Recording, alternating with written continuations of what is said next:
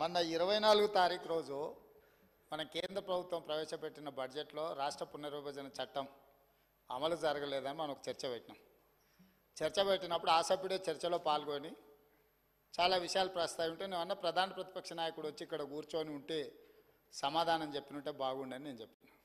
అంటే అవసరం లేదు, ప్రధాన ప్రతిపక్ష నాయకుడు రానే రాడు, మేమే చూసుకుంటామన్నాడు. కానీ అక్కడ టీవీలో చూస్తే ఆయన ఈయన ఏదో కొంప ముచ్చేటట్టున్నాడు. తెల్లారి పొద్దున్నే 12 గంటలకు సభ అంటే 11:30కే వచ్చి కూర్చున్నాడు.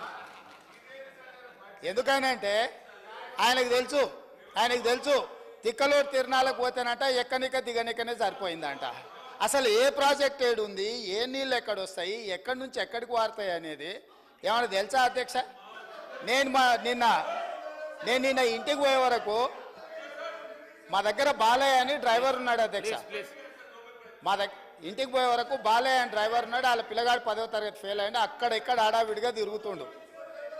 ఏంద్రా నాయన ఎంతో టెన్షన్లో ఉన్నామంటే మా ఎమ్మెల్యే గారు గోదావరి పోయిండ్రు సార్, మేడిగడ్డ చూస్తా అన్నాడు. ఆయన ఈయన చూస్తా ఆయనకు అసెంబ్లీలో నోరు జారుడు అలవాటు. ఆడిపోయి కాలు జారి గోదావరిలో వాడి కొట్టుకుపోయినట్ట పరిశాను. ఎందుకంటే ఆ సార్కు సెల్ఫీలు దిగుడు, సెల్ఫ్ డబ్బాలు కొట్టుకున్నాడు అలవాటు.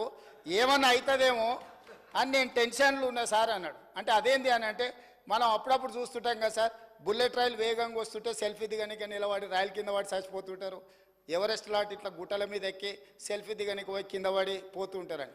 అట్లనే నిన్న పోయి గోదావరి మేడిగడ్డ దగ్గర సెల్ఫీలు దిగడానికి ప్రయత్నం చేశారు సార్. నేను ఏం చెప్పదలుచుకున్నా అంటే ఈ సభలో వారు ఏం మాట్లాడినా ఏమి చెప్పినా దానికి ఏం విలువ లేదు అధ్యక్ష.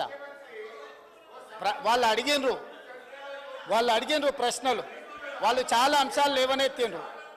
ఉప ముఖ్యమంత్రి గారు వివరంగా రాష్ట్రానికి ఉపయోగపడే అంశాలన్నిటిని కూడా ప్రస్తావిస్తున్నారు.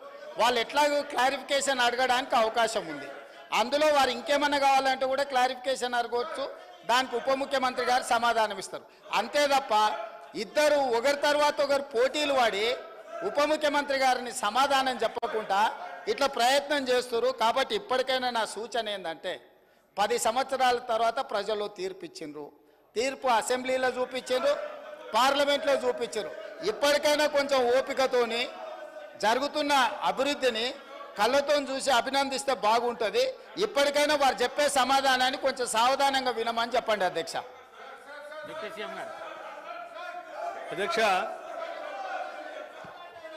అధ్యక్ష ఇరిగేషన్ సంబంధించి అయిన తర్వాత మాట్లాడుతున్నాను. అధ్యక్ష ఇరిగేషన్ సంబంధించి ప్రయారిటీస్ అధ్యక్ష ఎవరి పేరు తీయలేదు అధ్యక్ష.